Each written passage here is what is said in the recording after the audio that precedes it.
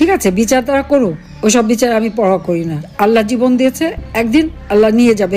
বাংলাদেশের রাজনৈতিক অস্থিরতার প্রেক্ষাপটে আন্তর্জাতিক অপরাধ ট্রাইব্যুনালের রায় ঘোষণার প্রসঙ্গে ক্ষমতাচ্যুত প্রধানমন্ত্রী শেখ হাসিনা তার সমর্থকদের উদ্দেশ্যে একটি অডিও বার্তায় জানান, ওসব বিচার আমি পরোয়া করি না, আল্লাহ জীবন দিয়েছেন, একদিন নিয়েও যাবেন। ওই বার্তায় তিনি তার অবস্থার উদ্বেগ ও আশার কথাও তুলে ধরেন। আসলে সময় হয়ে গেছে, এখন বিদায় নেওয়ার জন্য আমি প্রস্তুত। হাসিনা বলেন, দেশের মানুষের সারা তাকে নতুন করে আশ্বস্ত করেছে, তারা আমাদের বিশ্বাস দিয়েছে জনগণই বিচার করবে। তিনি মনে করেন জনগণের শক্তি দেশকে কঠিন সময় থেকে বের করে আনতে সক্ষম।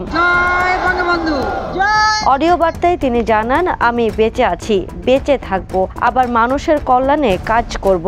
রাজনৈতিক জীবন নিয়ে অনিশ্চয়তার মধ্যেও তিনি নিজেকে জনগণের সঙ্গে যুক্ত বলে দাবি করেন। মানবাধিকার প্রশ্নে নিজের অবস্থান ব্যাখ্যা করতে গিয়ে তিনি বলেন, আমি 10 লাখ রোহিঙ্গাকে আশ্রয় দিয়েছি। এ বক্তব্যের মাধ্যমে তিনি মানবিক নীতির প্রতি তার অঙ্গীকারকে তুলে ধরেন।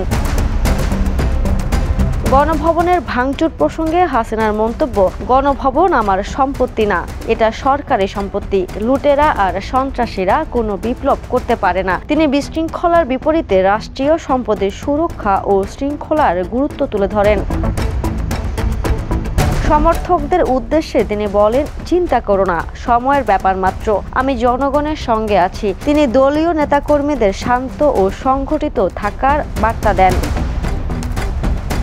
তার বার্তার কেন্দ্রবিন্দু ছিল মানুষের শক্তির প্রতি বিশ্বাস, রাজনৈতিক ধৈর্য, রাষ্ট্র ও জনগণের প্রতি দায়িত্ববোধ এবং ভবিষ্যৎ উন্নয়নের প্রত্যাশা। Desk report, the news.